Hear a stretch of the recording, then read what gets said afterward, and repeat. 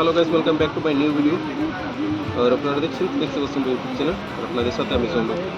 চলুন আজকের এই টপিক মৌচাক ও মৌমাছির মধু সংগ্রহের যে জীবনযাত্রা তাদেরকে নিয়ে ভিডিওটি শুরু করতে চলেছি।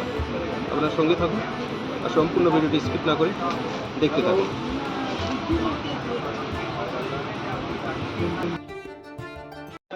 নমস্কার বন্ধুরা, আপনারা দেখছেন গত কয়েকদিন ঝড়ো বৃষ্টিতে যে পরিমাণ ঝড়ো বৃষ্টি হয়েছে তাতে করে যে ক্ষয়ক্ষতি হয়েছে, আর এটি গাছের মধ্যে বেশ কয়েকটি মৌচা এবং মৌচাকের যে ছাপড়ে ছিল, আর সেগুলি থেকে বেশ কিছু বড় মাপের মৌচাক মাটিতে লুটিয়ে পড়েছে এবং তাতে করে প্রচুর পরিমাণে মৌমাছি এবং তার সাথে তাদের সংগ্রহিত মধু সমস্ত কিছু নষ্ট হয়ে গেছে।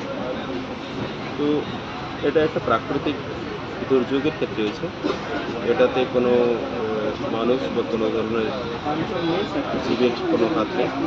তা সত্ত্বেও আমরা একটা জিনিস, যেটা হচ্ছে যে এই যে মৌচাক বা মৌমাছি, এটা প্রকৃতির একটা এমন একটা সম্পদ বা এমন একটা জীব যারা কিনা আমাদের সম্পূর্ণ সৃষ্টির মধ্যে তাদের আমাদের অস্তিত্ব এবং প্রকৃতির সমস্ত অস্তিত্বকে তাদের মধ্যে লুকিয়ে গেছে। আমরা যে জিনিসটাকে খুব হালকাভাবে নিই, কিন্তু সেটার পেছনে অনেক বড় একটা আমাদের সৃষ্টির পেছনে হাত রয়েছে।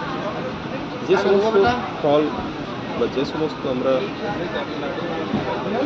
তাজা খাবার খাই না, সেই সমস্ত ফলমূলের যে পরাগ মিলন ঘটানোর ক্ষেত্রে এই মৌমাছির যে একটি অভূতপূর্ব অবদান রয়েছে, তা কিন্তু আমরা অনেকেই জানি, আবার অনেকেই জানি না।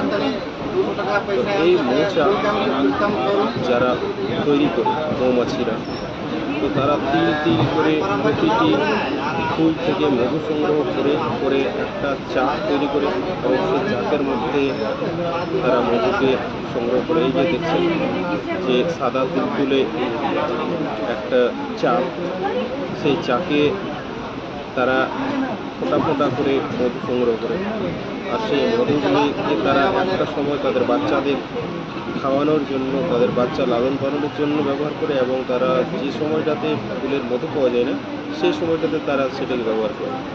এটা হচ্ছে তাদের জীবনযাত্রার একটা বড় দিক।